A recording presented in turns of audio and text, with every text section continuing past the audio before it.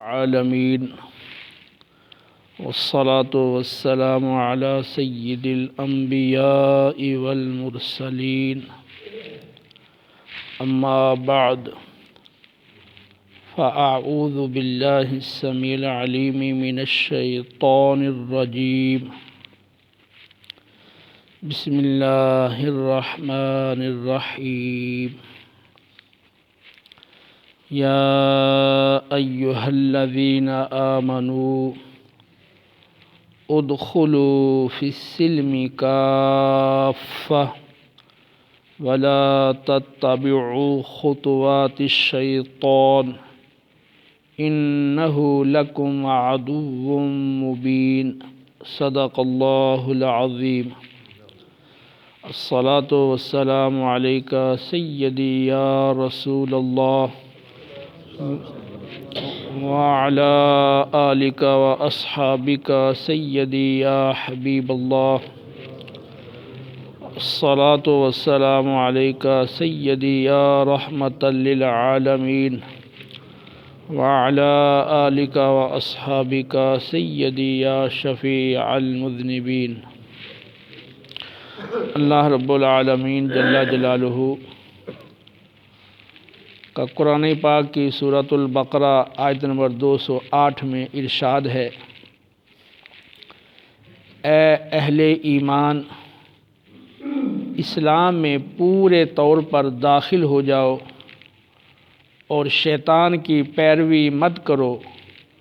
وہ تمہارا کھلا دشمن ہے۔ اس آیہ مبارکہ میں اللہ رب العالمین نے اہل ایمان کو اسلام کی تمام تعلیمات پر، اسلام کے تمام احکامات پر عمل کرنے کا حکم فرمایا ہے اور شیطان کی پیروی سے منع فرمایا ہے اور اس سے آگاہ کیا ہے کہ وہ تمہارا کھلا دشمن ہے۔ آج کے درس میں ان باتوں کا تذکرہ ہوگا جو حق قبول کرنے سے اور حق پر عمل کرنے سے رکاوٹ بنتی ہیں۔ ان میں ایک چیز جاہلوں اور گمراہوں کی بے سوچے سمجھے پیروی کرنا۔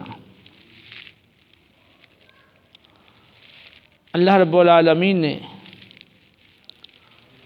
اہل مکہ اور دیگر کفار کی اس روش کی قرآن پاک میں متعدد مقامات پر مذمت فرمائی ہے کہ وہ اپنے گمراہ اور جاہل آباء و اجداد کی اندھی تقلید اور پیروی پر کمر بستہ تھے اور بار بار دعوت حق دیے جانے کے باوجود اور حق کے کھل جانے اور واضح ہو جانے کے باوجود بھی وہ اپنے باپ دادوں کی پیروی اور تقلید کو نہیں چھوڑتے تھے۔ چنانچہ اللہ رب العالمین کا سورۃ البقرہ میں ارشاد ہے، وَإِذَا قِيلَ لَهُمْ اتَّبِعُوا مَا أَنزَلَ اللَّهُ قَالُوا بَلْ نَتَّبِعُ مَا أَلْفَيْنَا عَلَيْهِ آبَاءَنَا أَوَلَوْ كَانَ آبَاؤُهُمْ لَا يَعْقِلُونَ شَيْئًا وَلَا يَهْتَدُونَ۔ جب انہیں کہا جاتا ہے کہ اللہ تعالیٰ کے نازل کردہ کلام یعنی قرآن کی اتباع اور پیروی کرو، تو وہ کہتے ہیں ہم تو صرف اسی طریقے کی اور اسی دین کی پیروی کریں گے جس پر ہم نے اپنے آباء و اجداد کو پایا ہے، اگرچہ ان کے آباء و اجداد بے عقل اور بے ہدایت یعنی گمراہ ہوں۔ اسی لیے اللہ رب العالمین نے سورہ المائدہ میں بھی یہی مضمون ذکر فرمایا ہے، وَإِذَا قِيلَ لَهُمْ تَعَالَوْا إِلَىٰ مَا أَنزَلَ اللَّهُ وَإِلَى الرَّسُولِ قَالُوا حَسْبُنَا مَا وَجَدْنَا عَلَيْهِ آبَاءَنَا أَوَلَوْ كَانَ آبَاؤُهُمْ لَا يَعْلَمُونَ شَيْئًا وَلَا يَهْتَدُونَ۔ جب انہیں کہا جائے کہ اللہ کے نازل کردہ کلام کی طرف آؤ اور رسول کریم کی طرف آؤ، تو وہ کہتے ہیں کہ ہمیں وہی کافی ہے جس پر ہم نے اپنے آباء و اجداد کو پایا ہے، اگرچہ ان کے آباء و اجداد بے علم اور بے ہدایت یعنی گمراہ ہوں۔ تو معلوم ہوا کہ کفار مکہ حق قبول کرنے سے، اسلام کو قبول کرنے سے، اپنے آباء و اجداد کی اندھی تقلید کی وجہ سے محروم رہے اور رکے رہے۔ اس حوالہ سے ہم اپنے معاشرے کا جائزہ لیں تو ہمارے معاشرے میں بھی بہت ساری رسومات اور بہت سارے رواج عرصہ دراز سے چلے آ رہے ہیں، اور ہر صاحب عقل سمجھتا ہے کہ یہ رسوم و رواج خلاف شرع ہیں اور دنیوی اعتبار سے بھی مالی نقصان کا اور دیگر خرابیوں کا سبب ہیں۔ اس کے باوجود آپ دیکھیں گے کہ لوگ کہتے ہیں کہ اب اتنے عرصے سے ہمارے بڑے یہ کرتے چلے آ رہے ہیں، لہذا ہم ان کے طریقوں کو نہیں چھوڑ سکتے۔ تو اللہ رب العالمین نے قرآن پاک میں، جیسا کہ آپ نے ان آیات کی روشنی میں سنا، کہ کفار کی اس خصلت کی مذمت فرمائی ہے کہ حق کھل جانے کے باوجود، حق واضح ہو جانے کے باوجود محض اس لیے حق کو قبول نہ کرنا اور صرف اس لیے حق پر عمل نہ کرنا کہ یہ ہمارے آباء و اجداد کے طریقے کے خلاف ہے۔ تو ہمارے معاشرے کے اندر بہت سارے بے علم اور گمراہ پیر پائے جاتے ہیں، اور ان کے مریدین ان کی باتوں پر اس قدر اعتماد کرتے ہیں، اور ایسی باتیں کہ جن کے غلط ہونے میں کوئی شک و شبہ نہیں رہتا۔ مثلا کئی ایسے پیر ہیں کہ جو نہ تو خود نماز پڑھتے ہیں اور نہ اپنے عقیدت مندوں کو نماز کا کہتے ہیں، بلکہ بات و نماز سے روکتے ہیں، اور اسی طرح شریعت کے دیگر احکامات سے انہیں روکتے ہیں۔ تو اب جب انہیں سمجھایا جائے، اور وہ اس معاشرے میں رہ رہے ہیں، مسلمان معاشرے میں، کہ اس میں رہتے ہوئے یہ بات قریب قریب ناممکن ہے کہ آدمی کو یہ معلوم نہ ہو کہ نماز 5 وقتہ یہ اس دین اسلام میں فرض ہے جو رسول اللہ صلی اللہ علیہ وسلم لے کر آئے ہیں۔ پھر اس کے بعد صحابہ، تابعین، ائمہ مسلمین، اولیاء اعظام اور کبار علماء وہ اسی پر عمل پیرا رہے ہیں، اور قرآن و حدیث میں بار بار اس کی تاکید کی گئی ہے۔ تو یہ ساری چیزیں واضح ہونے کے باوجود وہ ایک شخص اکیلا جو بے علم ہے، گمراہ ہے، بس اس کے پیچھے لگے ہوئے ہیں کہ جو وہ کہہ رہا ہے کہ وہ درست ہے۔ یعنی یہ بات آزمودہ ہے کہ جب انہیں سمجھایا جائے کہ یہ شریعت کا حکم ہے تم اس حکم کو مانو، واضح حدیث پڑھ کے بتا دی جائے، آیت پڑھ کے سنا دی جائے، پھر بھی وہ اپنے پیر کے کہے بغیر ماننے کے لیے تیار نہیں ہوتے۔ سجدہ تعظیمی حرام ہے کہ ایک عالم صاحب بیان کر رہے تھے کہ میں نے ایک بوڑھے شخص کو سمجھایا کہ قبر کو سجدہ تعظیمی کرنا یہ شریعت محمدیہ میں حرام ہے، لیکن وہ نہیں مانا۔ کہہ رہے ہیں میں نے قرآن پڑھ کے بتایا، حدیث پڑھ کر بتایا، پھر کبار ائمہ کے اقوال بتائے، لیکن وہ نہ مانا۔ پھر میں نے اس کے پیر کا حوالہ دیا اور میں نے کہا کہ سائیں نے بھی یہ کہا ہے۔ کہنے کا اچھا سائیں نے یہ کہا ہے تو پھر ٹھیک ہے۔ یعنی ہمارے معاشرے کی ایک بڑی تعداد وہ اس طرح بعض جاہلوں اور گمراہوں کی پیروی پر کمر بستہ ہے کہ وہ کثیر تعداد میں اہل علم ایک بات کو بیان کر رہے ہیں، اور اس معاشرے میں رہتے ہوئے یہ تقریباً یقینی ہے کہ وہ یہ سمجھتے ہیں کہ یہ اتنے مسلمان اس کی گواہی دے رہے ہیں اور اتنے بڑے بڑے علماء قرآن و سنت پڑھ کر یہ چیزیں بتا رہے ہیں، تو پھر بھی ان پر یہ چیز معافی رہ جائے اور انہیں یہ پتہ نہ چلے کہ یہ اللہ رسول کا حکم ہے اور یہ چیز برحق ہے۔ اور میرا یہ خود کا تجربہ ہے کہ بعد پیروں کو بھی کوئی بات کہی جائے کہ شریعت کا یہ حکم ہے، جو آپ یہ کر رہے ہیں یہ شریعت کے خلاف ہے، آپ نے اتنی انگوٹھیاں پہن رکھی ہیں اور پھر آپ نے شہادت والی انگلی میں اور درمیان والی انگلی میں انگوٹھی پہنی ہوئی ہے، جبکہ صحیح مسلم کی حدیث اور ترمذی کی حدیث میں شہادت والی انگلی اور درمیان والی انگلی میں انگوٹھی پہننے سے آپ صلی اللہ علیہ وسلم نے منع فرمایا ہے۔ تو یہ بات سمجھانے کے باوجود، بتانے کے باوجود، حدیث سنانے کے باوجود بھی وہ ماننے کے لیے تیار نہیں ہوتے۔ ایک شخص کو میں نے کہا تو بس کہنے لگا جی ہمارے جو پیر صاحب ہیں وہ زیادہ جانتے ہیں، حالانکہ وہ مجھ سے مسئلہ پوچھنے آیا تھا، فتویٰ پوچھنے آیا تھا۔ تو مجھے افسوس ہوا کہ فتویٰ تو میرے پاس پوچھنے کے لیے آیا ہے، اور باقی یہ جو مسئلے جس میں یہ غلطی پر ہے میں سمجھا رہا ہوں، تو اس میں کہہ رہا کہ میرے پیر صاحب زیادہ جانتے ہیں، تو میں نے ان کو ایسے کرتا دیکھا، لہٰذا میں بھی ایسے کر رہا ہوں۔ اسی طرح شادی بیاہوں کے اندر بھی بہت سارے رسوم و رواج ہیں جو بالکل غلط ہیں۔ بعض جگہوں پر یہ رواج مختلف ہیں، مختلف علاقوں میں مختلف رواج ہیں۔ بعض جگہوں پہ رواج ہے کہ جو دولہا بننے والا ہے اس کو بٹھا کر نہلایا جاتا ہے، تو جب غسل خانہ نہانے کے لیے موجود ہے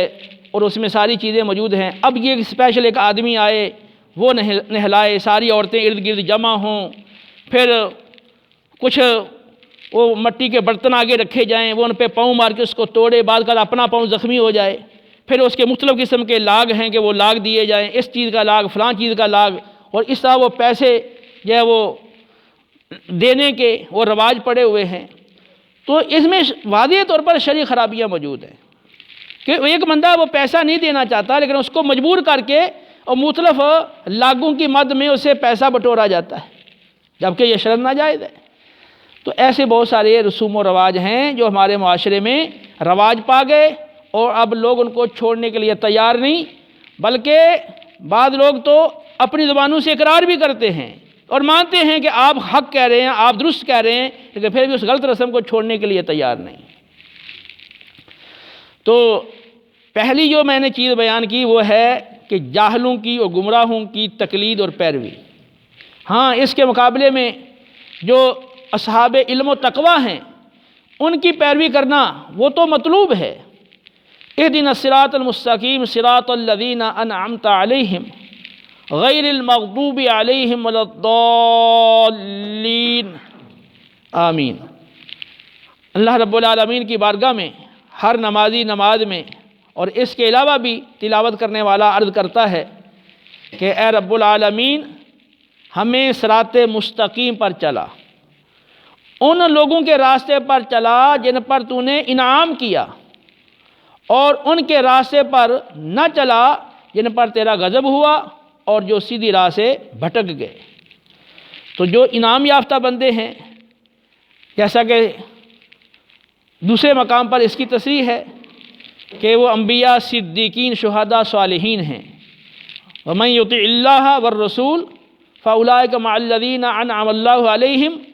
مِنَ النَّبِيِّينَ وَالصِّدِّيقِينَ وَالشُّهَدَاءِ وَالصَّالِحِينَ وَحَسُنَ أُولَٰئِكَ رَفِيقًا۔ تو جو اللہ رب العالمین کے انعام یافتہ بندے ہیں، تو جو اللہ رسول کی پیروی کرنے والے لوگ ہیں، اللہ رب العالمین انہیں اپنے انعام یافتہ بندوں، انبیاء، صدیقین، شہداء، صالحین کا ساتھی بنا دے گا، اور یہ بہت ہی اچھے ساتھی ہیں۔ وَاتَّبِعْ سَبِيلَ مَنْ أَنَابَ إِلَيَّ، سورہ لقمان میں فرمایا کہ اس کی اتباع کر جس نے میری طرف رجوع کیا۔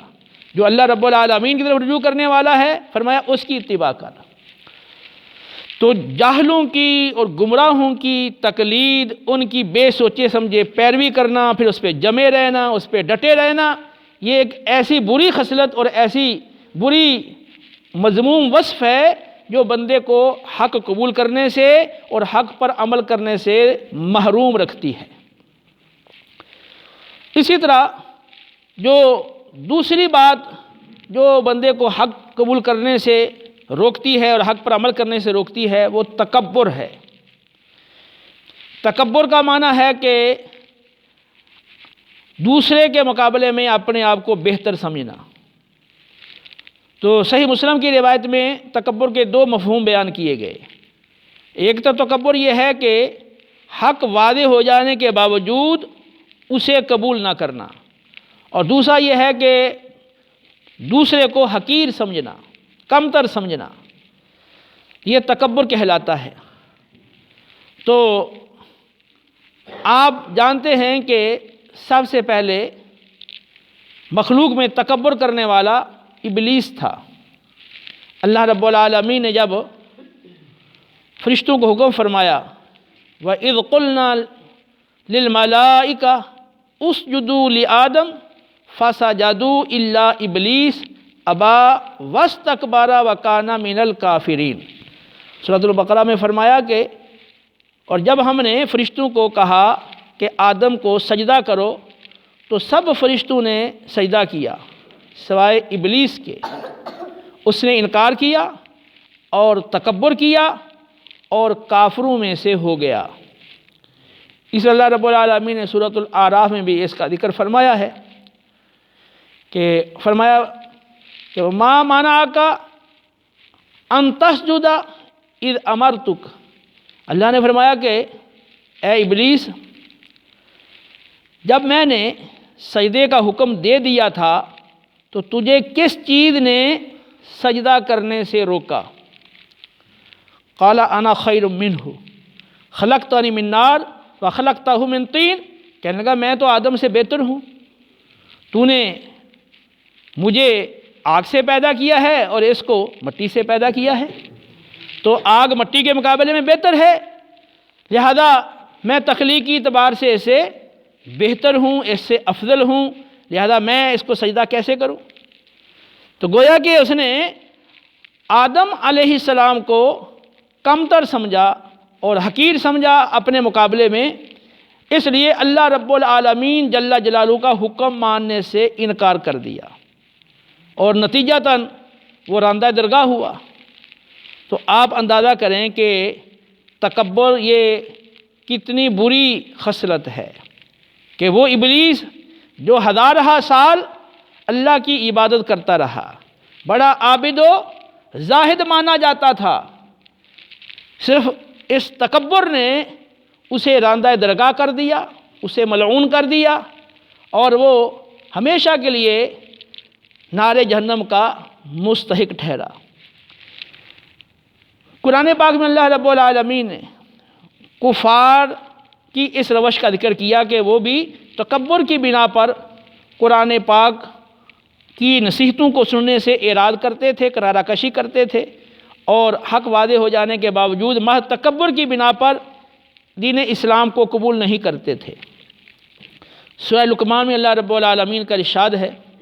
وَإِذَا تُتْلَىٰ عَلَيْهِ آيَاتُنَا وَلَّىٰ مُسْتَكْبِرًا كَأَن لَّمْ يَسْمَعْهَا كَأَنَّ فِي أُذُنَيْهِ وَقْرًا فَبَشِّرْهُ بِعَذَابٍ أَلِيمٍ۔ اور جب اس کے سامنے ہماری آیتوں کی تلاوت کی جاتی ہے تو تکبر کرتے ہوئے منہ پھیر لیتا ہے، گویا کہ اس نے سنا ہی نہیں، گویا کہ اس کے کانوں میں ڈانٹ ہیں۔ اے حبیب، آپ اسے دردناک عذاب کی خبر دے دیں۔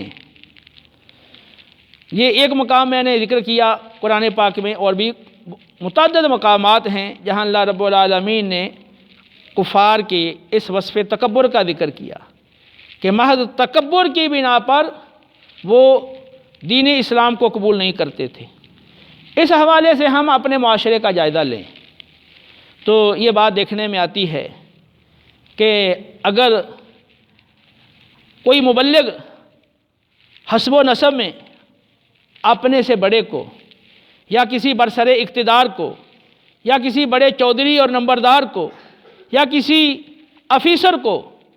کوئی شریعت کا حکم بتاتا ہے، امر بالمعروف نہی عن المنکر کرتا ہے،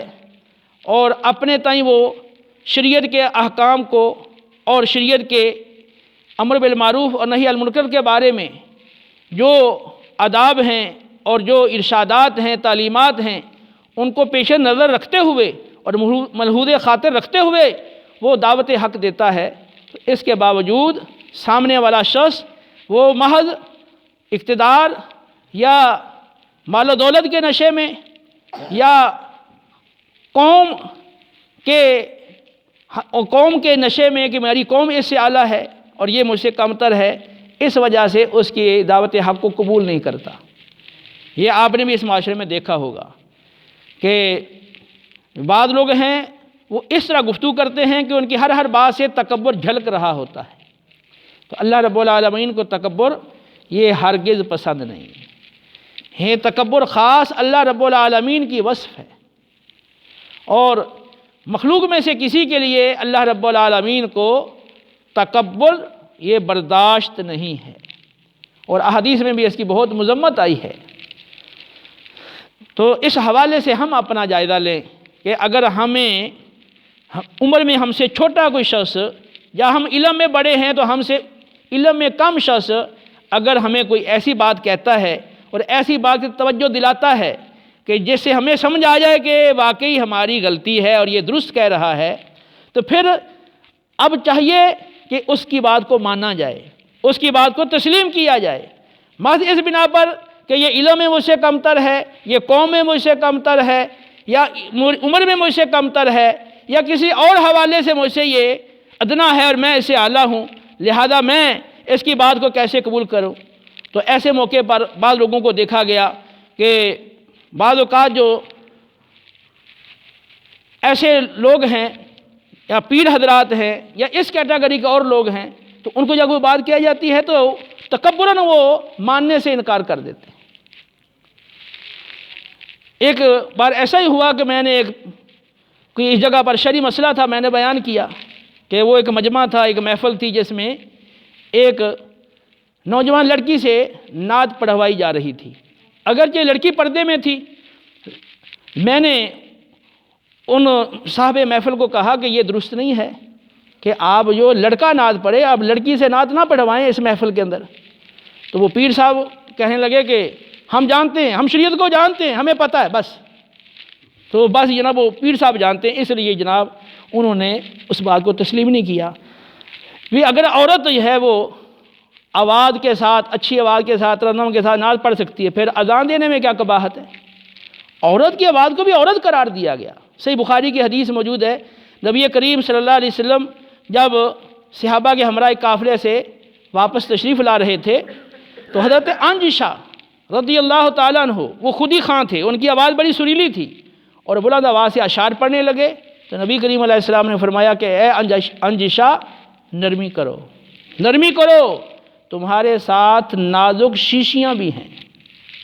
تو آپ نے اشارہ کیا کہ تمہارے ساتھ عورتیں بھی ہیں اور کہیں وہ فتنے میں مبتلا نہ ہو جائیں۔ تو جب آدمی مرد عورت کی آواز سنتا ہے تو اس کے دل پہ اس کا ایک خاص اکثر اوقات اثر ہوتا ہے۔ اللہ رب العالمین نے سورہ احزاب کے اندر ارشاد فرمایا، یا نساء النبی لستن کاحد من النساء ان اتقیتن فلا تخضعن بالقول فیطمع الذی فی قلبہ مرض وقلن قولا معروفا۔ اے نبی کی ازواج مطہرات، تم اور عورتوں کی طرح نہیں ہو، اگر تم پرہیزگاری اختیار کرتی ہو تو جب کسی غیر مرد سے، اجنبی مرد سے بات کرنا ہو تو اپنے آواز میں نرمی اور لچک پیدا نہ کریں، اپنی آواز میں نرمی اور لچک پیدا نہ کریں، اور دستور کے مطابق کہیں ایسا نہ ہو کہ جس کے دل میں بیماری ہے اس کا تمہاری طرف میلان نہ ہو، اور بات یہ ہے وہ دستور کے مطابق اچھی کریں۔ تو یہاں عورت کو یہ فرمایا گیا ہے کہ اگر اجنبی مرد سے بات کرنی ہو تو اپنی آواز میں کچھ سختی اور روکھا پن رکھے، تاکہ سامنے والا اگر دل کا روگی اور بیمار ہو تو اس کی طرف میلان نہ کرے۔ تو بہرحال تکبر جو ہے وہ بہت سارے مقامات پہ بندے کو حق قبول کرنے سے روک دیتا ہے، لیکن عاجزی انکساری کا تقاضا یہ ہے اور اللہ کے خوف کا تقاضا یہ ہے کہ آپ کو کوئی حق بات پہنچاتا ہے، حق بات کہتا ہے، ہاں وہ کئی جہتوں سے آپ سے چھوٹا ہو، عمر میں چھوٹا ہو، علم میں چھوٹا ہو، اور جو عہدہ ہے اس میں چھوٹا ہو، کسی بھی جہت سے یا کئی جہتوں سے وہ چھوٹا ہو، تب بھی اگر آپ کو حق پہنچ گیا ہے تو اب حق پہ عمل کریں، حق کو قبول کریں، نہ کہ اس کی حوصلہ شکنی کریں اور خود عمل سے اپنے آپ کو محروم کر کے آخرت میں اللہ کی بارگاہ میں آپ اپنے جواب دہی کا سامان کریں۔ تو تکبر سے اپنے آپ کو بچائیں۔ اور اسی طرح جو تیسری چیز ہے جو بندے کو حق قبول کرنے سے بعد رکھتی ہے وہ ہے حسد و بغض، کہ جب آدمی کو کسی شخص سے حسد ہو جائے تو پھر وہ اس محسود کی حق بات کو بھی قبول نہیں کرتا۔ اس کا بھی اللہ رب العالمین نے قرآن پاک میں کئی مقامات پہ ذکر فرمایا ہے۔ نبی کریم رؤوف الرحیم صلی اللہ تعالیٰ علیہ وسلم نے بار بار یہود کو دعوت اسلام پیش کی۔ وہ اپنی تورات کے ذریعے سے بھی آپ کے اوصاف کو جانتے اور پہچانتے تھے، اور پھر اپنی آنکھوں سے آپ کے اوصاف کو ملاحظہ کر کے بھی انہوں نے پہچانا تھا کہ آپ واقعی نبی برحق ہیں، لیکن ان کے دلوں میں حسد اور بغض کی ایک بیماری تھی۔ انہیں آپ سے یہ حسد ہو گیا تھا کہ نبوت یہ بنی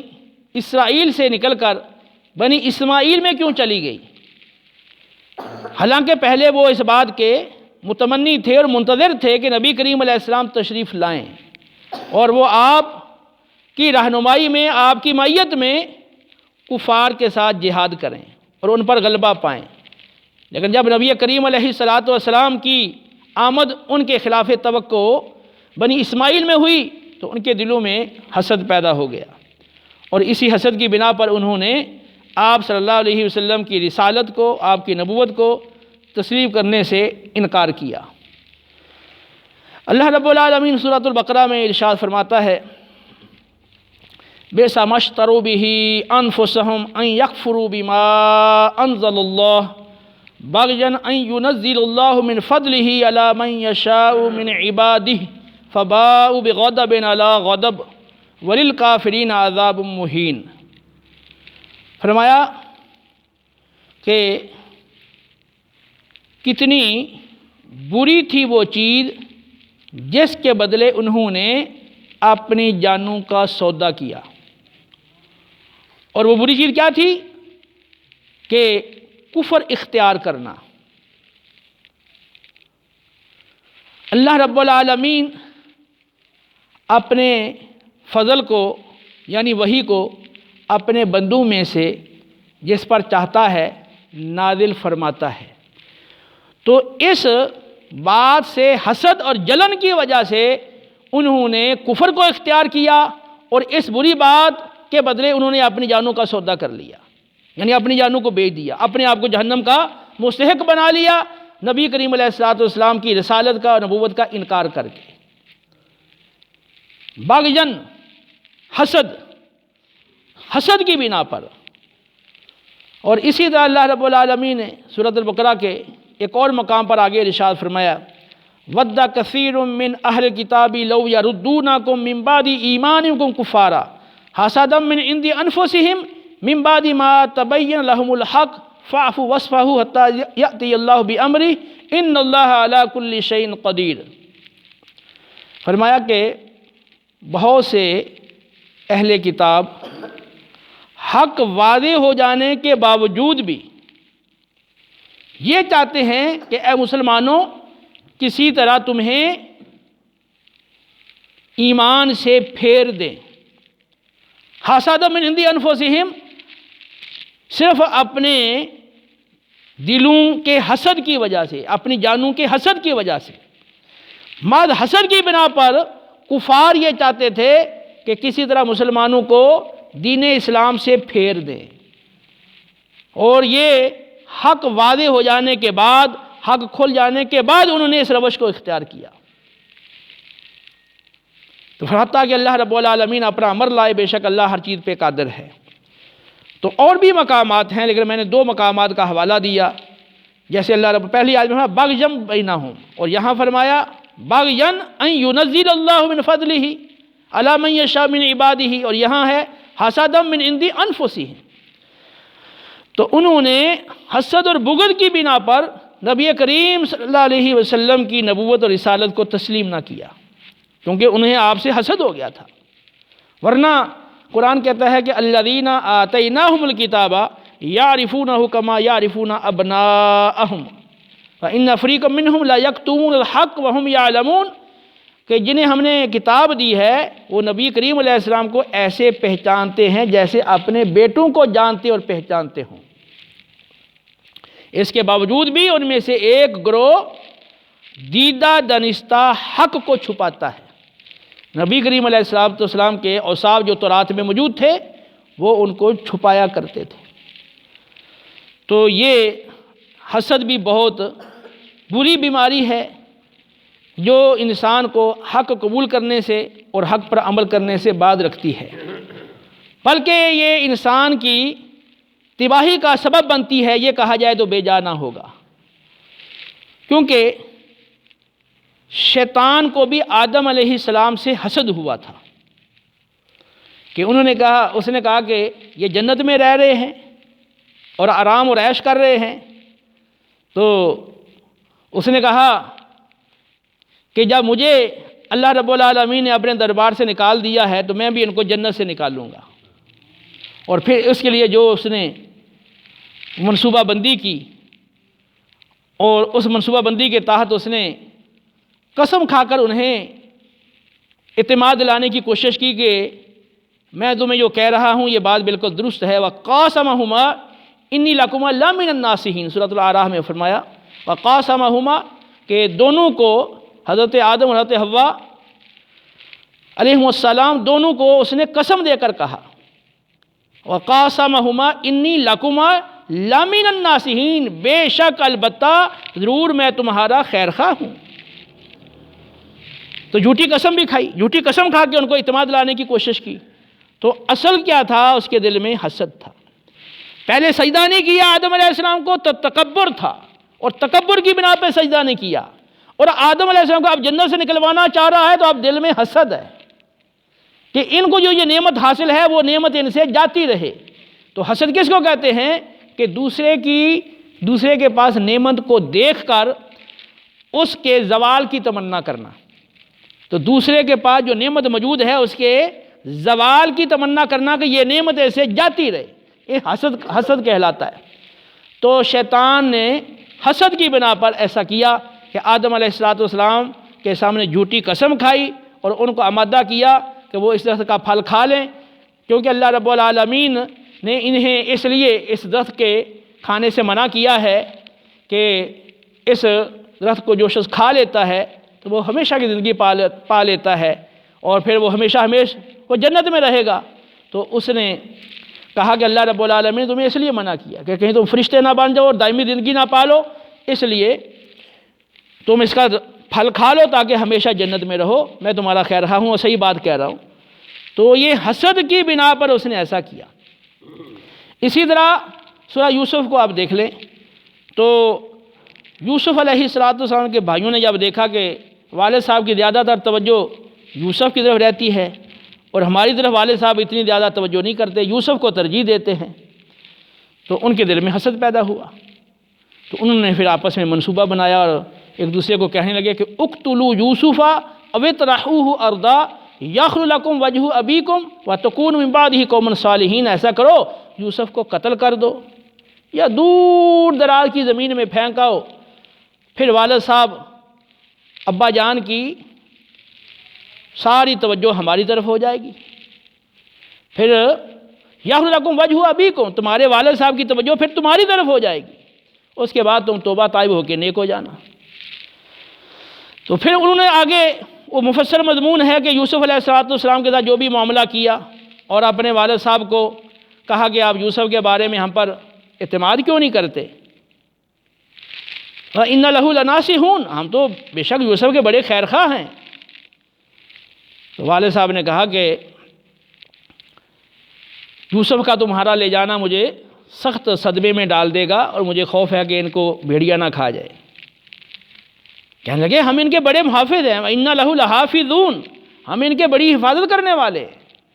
اور ہم طاقتور جماعت ہیں، بڑی زور آور جماعت ہیں، اور ہمارے ہوتے ہوئے بھیڑیا کھا جائے پھر تو ہم خسارے والے ہیں، نکمے لوگ ہیں۔ تو بالآخر ان کے اصرار پر یعقوب علیہ السلام نے یوسف علیہ السلام کو بھیج دیا۔ پھر انہوں نے یہ کیا کیا کہ یوسف علیہ السلام کو ایک بے آباد گہرے کنویں میں ڈال دیا۔ ان میں سے ایک نے کہا تھا کہ قتل کی بجائے کنویں میں ڈال دو، یہاں سے کوئی مسافروں کا قافلہ گزرے گا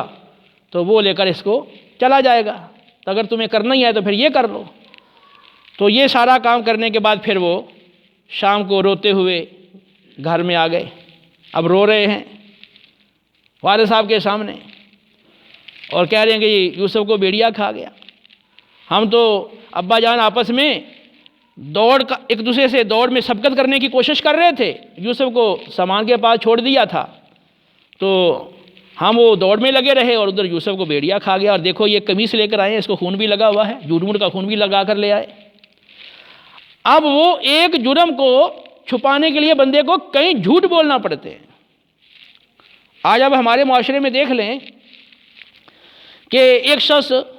دوسرے کے ساتھ زیادتی کرتا ہے، اس پہ ظلم کرتا ہے، جب ظلم کرنے کے بعد کیا کرتا ہے کہ اب اس کو یہ اندیشہ ہے کہ جس پہ میں نے ظلم کیا ہے، کسی کا بازو توڑ دیا ہے، اس کی ٹانگ توڑ دی ہے، اس کو شدید زخمی کر دیا ہے، تو اب یہ میڈیکل سرٹیفکیٹ لے کر مجھ پہ پرچہ نہ کروا دے، تو یہ اس سے پہلے کیا کرے گا، اپنے آپ کو زخمی کریں گے، اپنے آپ کو ہتھیاروں سے زخمی کر کے پھر جھوٹ بول کے ڈاکٹر کو پیسے دے کے اسے میڈیکل سرٹیفکیٹ لے کر پھر وکیل کو پیسے دے کر اور پھر آگے جناب اور جو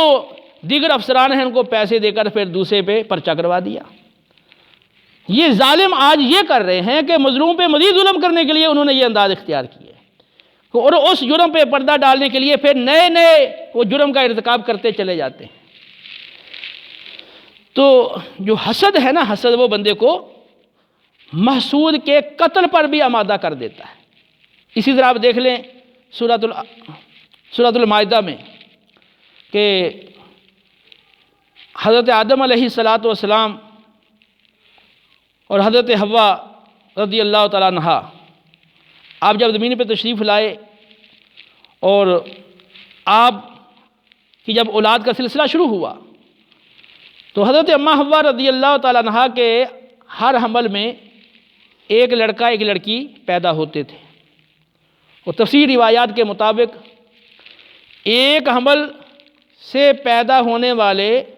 لڑکے کا نکاح دوسرے حمل میں پیدا ہونے والی لڑکی کے ساتھ، اور دوسرے حمل میں پیدا ہونے والے لڑکے کا نکاح پہلے حمل سے پیدا ہونے والے لڑکے کے ساتھ کر دیا جاتا تھا۔ تو قابیل کے ساتھ جو لڑکی پیدا ہوئی وہ خوبصورت تھی، اور حابیل کے ساتھ جو لڑکی پیدا ہوئی وہ خوبصورت نہیں تھی۔ تو اب قابیل کا اصرار تھا کہ جو میرے ساتھ لڑکی پیدا ہوئی ہے یعنی میری بہن وہ زیادہ خوبصورت ہے، لہذا اسے میں نکاح کروں گا، جبکہ دستور کے مطابق اس سے شادی حابیل کی ہونی تھی۔ تو آدم علیہ السلام نے اسے سمجھایا تو وہ نہ مانا، تو حضرت آدم علیہ السلام نے کہا کہ تم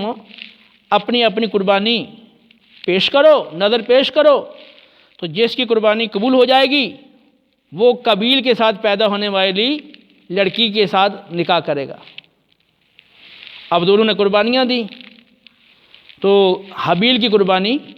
قبول ہوئی اور قابیل کی قربانی قبول نہ ہوئی، جس کی وجہ سے قابیل کے دل میں حابیل کے حوالے سے حسد پیدا ہو گیا، تو قرآن میں فرمایا کہ وَاتْلُ عَلَيْهِمْ نَبَأَ ابْنَيْ آدَمَ بِالْحَقِّ اِذْ قَرَّبَا قُرْبَانًا فَتَقُبِّلَ مِنْ أَحَدِهِمَا وَلَمْ يُتَقَبَّلْ مِنَ الْآخَرِ قَالَ لَأَقْتُلَنَّكَ قَالَ إِنَّمَا يَتَقَبَّلُ اللَّهُ مِنَ الْمُتَّقِينَ۔ فرمایا کہ آدم کے دونوں بیٹوں کا ٹھیک ٹھیک قصہ ان کے سامنے بیان کرو۔ جب دونوں نے اللہ کی بارگاہ میں اپنی اپنی قربانی پیش کی تو ان دونوں میں سے ایک کی قربانی قبول کر لی گئی، دوسرے کی قربانی قبول نہ کی گئی۔ تو جس کی قربانی قبول نہیں ہوئی تھی یعنی قابیل، وہ کہنے لگا حابیل کو لَأَقْتُلَنَّكَ، میں ضرور بھی ضرور تجھے قتل کروں گا۔ تو حابیل نے کہا کہ انما یتقبل اللہ من المتقین، اللہ تعالیٰ تو متقین کی قربانی ہی قبول فرماتا ہے۔ تو یہاں بھی قابیل حابیل کے قتل پر آمادہ ہوا حسد کی بنا پر، اور یوسف علیہ السلام کے جو بھائی تھے انہوں نے بھی جو معاملہ کیا وہ حسد کی بنا پر۔ تو پتہ چلا جو حسد ہے یہ ایسا باطنی مرض ہے کہ جو بندے کو قتل جیسے جرم عظیم پر آمادہ کرتا ہے۔ من قتل مؤمنا متعمدا فجزاؤہ جہنم خالدا فیہا وغضب اللہ علیہ ولعنہ واعد لہ عذابا عظیما۔ جس نے جان بوجھ کر کسی مومن کو قتل کیا اس کا ٹھکانہ جہنم ہے، مدت دراز جہنم میں پڑا رہے گا، اس پہ اللہ رب العالمین کا غضب ہوگا، اس پر اللہ کی لعنت ہوگی، اور اللہ نے اس کے لیے بہت بڑا عذاب تیار کر رکھا ہے۔ تو آپ اندازہ کریں کہ کتنی سخت سزا ہے قتل ناحق کی، کہ قتل کرنے والے کا، قاتل کا ٹھکانہ جہنم ہے، مدت دراز جہنم میں پڑا رہے گا، اور اس پہ اللہ کا غضب ہوگا، اس پہ اللہ کی لعنت ہوگی، اس کے لیے اللہ نے بہت بڑا عذاب تیار کر رکھا ہے۔ اتنا بڑا یہ جرم ہے اور اس پہ حسد بندے کو آمادہ کر دیتا ہے۔ ابو داؤد کی روایت میں آتا ہے نبی کریم علیہ السلام نے فرمایا کہ حسد نیکیوں کو اس طرح کھا جاتا ہے جس طرح آگ خشک لکڑی کو کھا جاتی ہے۔ ترمذی کی روایت میں آتا ہے نبی کریم علیہ السلام نے ارشاد فرمایا کہ تمہاری طرف بھی وہ بیماری سرایت کر آئی ہے جو پہلی امتوں میں تھی، اور فرمایا کہ وہ بیماری بغض اور حسد ہے۔ فرمایا یہ بیماری مونڈنے والی ہے، میں یہ نہیں کہتا کہ بال مونڈنے والی ہے، یہ دین کو مونڈنے والی ہے۔ تو جو حسد ہے، حسد سے بندے کے دل میں محسود کی عداوت پیدا ہو جاتی ہے۔ جتنا شدت والا حسد ہوگا اتنے ہی اس کے اندر محسود کی عداوت پیدا ہو جائے گی۔ جو منافقین تھے، یہود تھے، وہ اسلام کی ترقی کو دیکھ کر جلتے رہتے تھے اور وہ بڑا حسد کرتے تھے۔ اس کا بھی سورہ توبہ میں اور دیگر مقامات پہ اللہ رب العالمین نے ذکر فرمایا ہے۔ چنانچہ اللہ رب العالمین نے سورہ آل عمران میں ارشاد فرمایا کہ یا ایھا الذین آمنوا لا تتخذوا بطانۃ من دونکم لا یألونکم خبالا ودوا ما عنتم قد بدت البغضاء من افواہہم وما تخفی صدورہم اکبر قد بینا لکم الآیات ان کنتم تعقلون۔ اے اہل ایمان، اپنوں کے سوا اوروں کو اپنے رازدار نہ بناؤ، وہ تمہیں نقصان پہنچانے میں کوئی کمی نہیں چھوڑیں گے،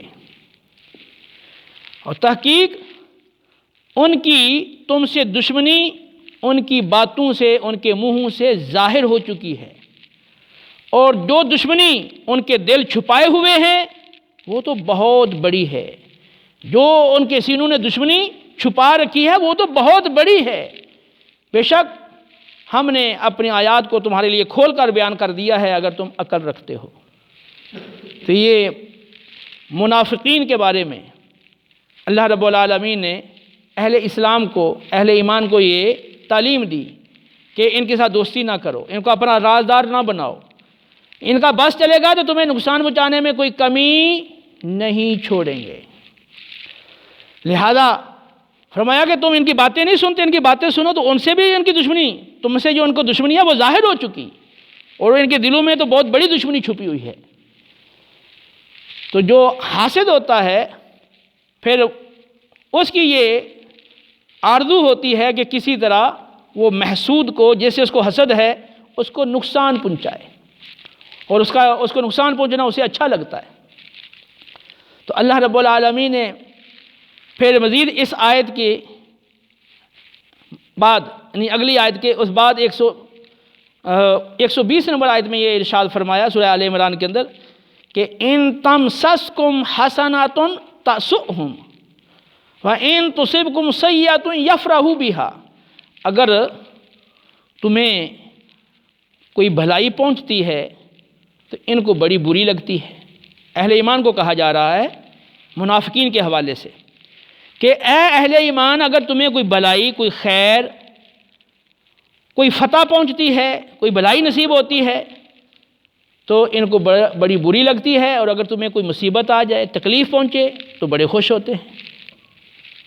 یہ جو حاسد ہوتا ہے نا، اس کی یہ کیفیت ہوتی ہے کہ جس سے اس کو حسد ہو جائے تو اب محسود کو اگر کوئی خیر پہنچے، بھلائی پہنچے، کوئی نعمت مل جائے تو اس کو بہت برا لگتا ہے،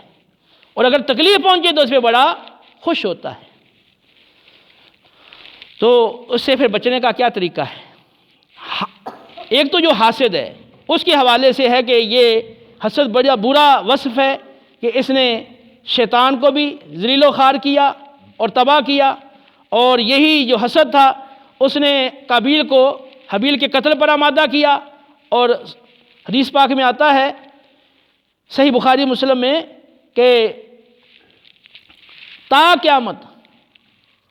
جتنے بھی ناحق قتل ہوتے رہیں گے، اور جتنے ناحق قتل ہوتے ہیں تو ہر قاتل کو بھی اس قتل کا گناہ ملتا ہے، اور ہر قاتل کے قتل کا گناہ وہ قابیل کے نامہ اعمال میں بھی لکھا جاتا ہے، کیونکہ اس نے سب سے پہلے اس برائی کو رائج کیا۔ تو جو کسی برائی کو رائج کرتا ہے تو جتنے بھی بعد میں اس برائی کو اختیار کرتے ہیں تو ہر برائی کرنے والے کو بھی اس برائی کا گناہ ملتا ہے، اور ہر برائی کرنے والے کی اس برائی کا گناہ شروع میں ایجاد کرنے والے اور اس برائی کو رائج کرنے والے کے نامہ اعمال میں بھی لکھا جاتا ہے۔ تو حسد نے شیطان کو بھی تباہ کیا، اور اس حسد نے قابیل کو بھی اپنے بھائی کے قتل پہ آمادہ کیا، اور اسی حسد نے یوسف علیہ السلام کے بھائیوں کو بھی یوسف علیہ السلام کو نقصان اور ضرر پہنچانے پر آمادہ کیا۔ تو حسد جو ہے وہ نیکیوں کو کھا جاتا ہے اور وہ دین کو مونڈنے والا ہے۔ اس حوالہ سے یہ حسد بہت مہلک مرض ہے، دنیاوی اعتبار سے بھی اور دینی اعتبار سے بھی۔ دینی اعتبار سے تو میں نے بتا دیا آپ کو، اور دنیاوی اعتبار سے، جسمانی اعتبار سے یہ ہے کہ جس کے دل میں حسد ہوتا ہے، دوسرے کے بارے میں منفی سوچ ہوتی ہے، تو اس کے دماغ پہ ایک دباؤ رہتا ہے، ایک پریشر رہتا ہے۔ وہ جو مسلسل دوسرے کے بارے میں منفی سوچ کی وجہ سے اور دوسرے کے بعد جو خیر بھلائی دیکھ کر جلنے کی وجہ سے، دل کے اندر جلنے کی وجہ سے اس کے دماغ پہ جو دباؤ رہتا ہے، اس کی وجہ سے ایسے شخص پر فالج کے حملے کا خطرہ بڑھ جاتا ہے، دیگر دل کی بیماریوں کے حملوں کا خطرہ بڑھ جاتا ہے، اور ایسا شخص پھر مسلسل جو ہے نا وہ اذیت کے اندر رہتا ہے، وہ اپنے اس برے عمل کی وجہ سے اذیت پاتا ہے، تکلیف پاتا ہے۔ تو اللہ رب العالمین نے منافقین کو فرمایا کہ اللہ رب العالمین نے اسے پچھلی آیت میں فرمایا تھا کہ وَإِذَا لَقُوكُمْ قَالُوا آمَنَّا وَإِذَا خَلَوْا عَدُّوا عَلَيْكُمُ الْأَنَامِلَ مِنَ الْغَيْظِ قُلْ مُوتُوا بِغَيْظِكُمْ إِنَّ اللَّهَ عَلِيمٌ بِذَاتِ الصُّدُورِ۔ فرمایا کہ یہ جو منافقین ہیں، اہل ایمان جب تم سے ملاقات کرتے ہیں تو کہتے ہیں کہ ہم ایمان لائے، ہم بھی تمہاری طرح مومن ہیں، لیکن جب تم سے علیحدہ ہوتے ہیں تو پھر اسلام کی ترقی دیکھ کر، تمہاری خوشحالی دیکھ کر، پھر یہ اپنی انگلیوں کو غصے کی وجہ سے، تم پر غصے کی وجہ سے، حسد کی وجہ سے چباتے ہیں۔ اللہ فرماتا ہے کل موتوا بغیظکم، اپنے غیظ میں اور اپنی جلن میں مر جاؤ۔ تو جو حسد ہے نا وہ گویا کہ اپنے غیظ میں وہ جلتا رہتا ہے، مرتا رہتا ہے وہ۔ تو یوں یہ جو حسد ہے وہ انسان کے دین کو بھی تباہ کرتا ہے اور اس کی دنیا کو بھی تباہ کرتا ہے اور اس کی صحت کو بھی تباہ کرتا ہے۔ تو اب اسے بچنے کا کیا طریقہ ہے؟ ایک تو ہے کہ اللہ کی پناہ طلب کریں، سورہ فلق اور سورہ ناس، من شر حاسد اذا حسد، کہ اے اللہ میں پناہ مانگتا ہوں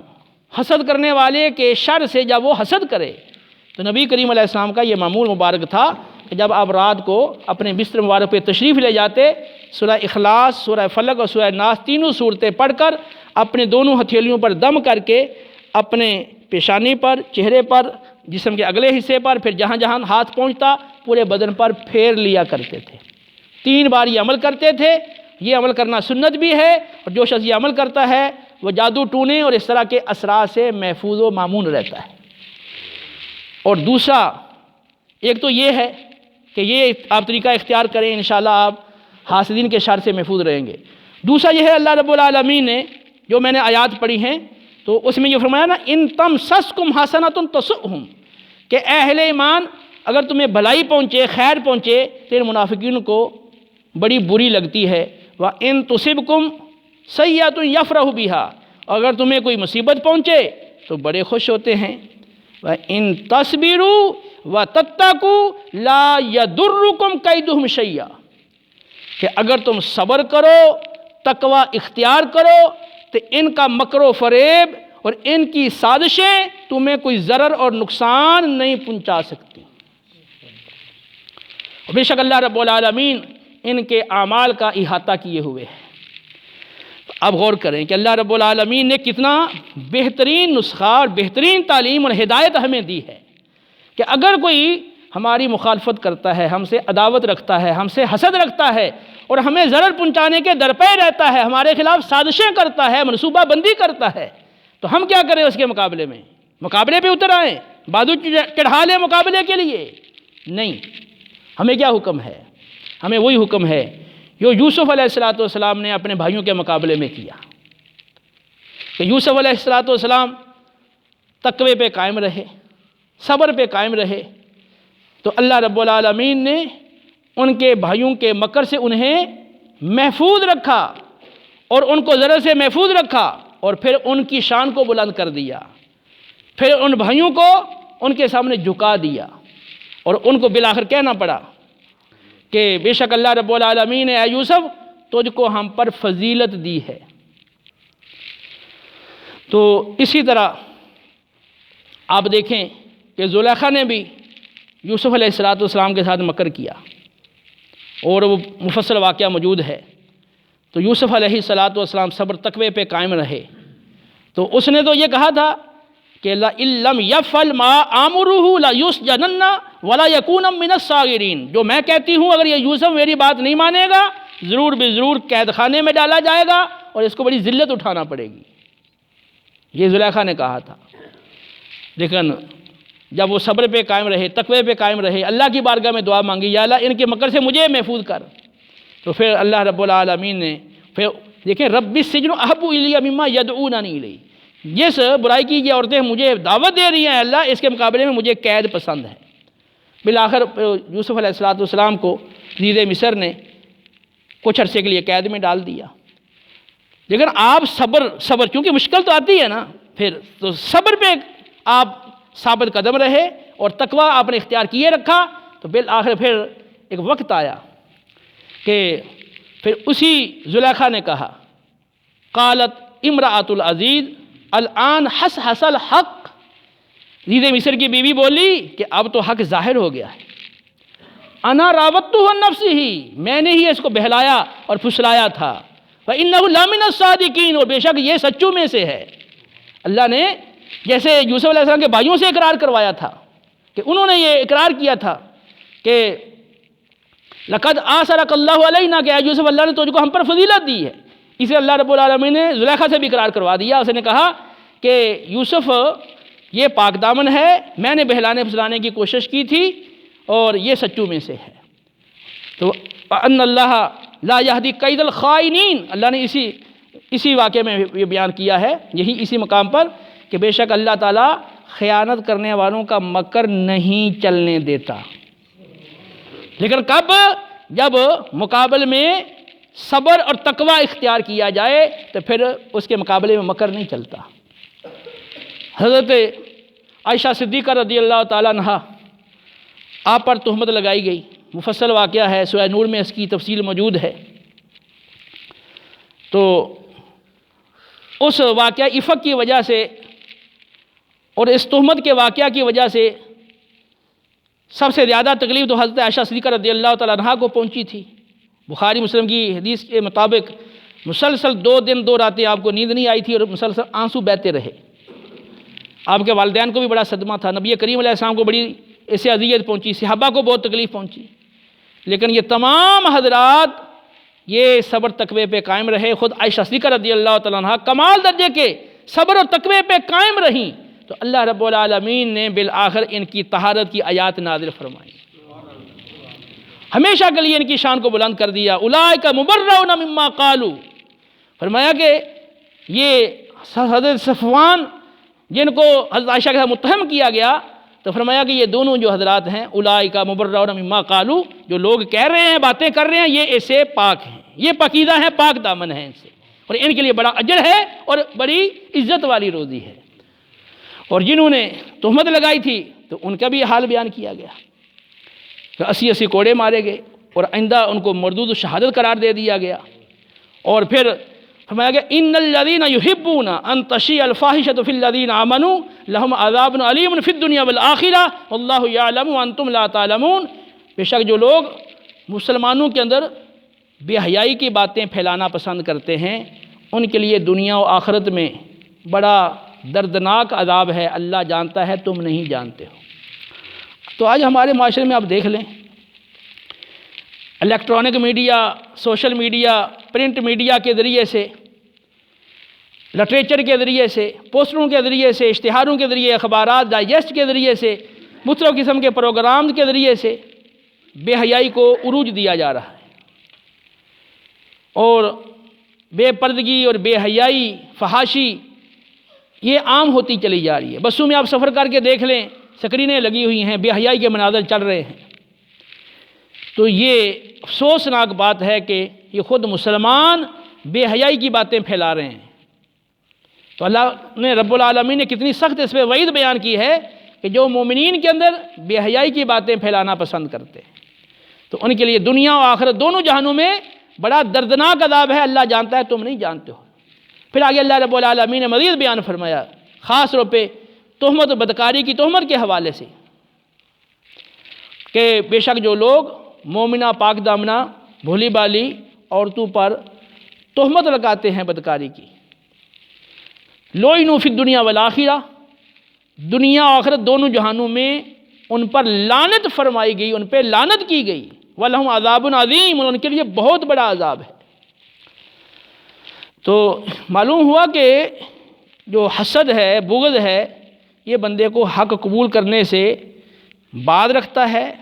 اور اس کے ساتھ ساتھ بہت ساری مزید برائیاں اور جرائم کرنے پر آمادہ کرتا ہے، یہاں تک کہ بندے کو قتل پر بھی آمادہ کر دیتا ہے۔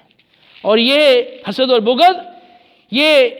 یہاں بندے کی دین کو تباہ کرتا ہے، اس کی دنیا کو، اس کی صحت کو بھی تباہ کر دیتا ہے،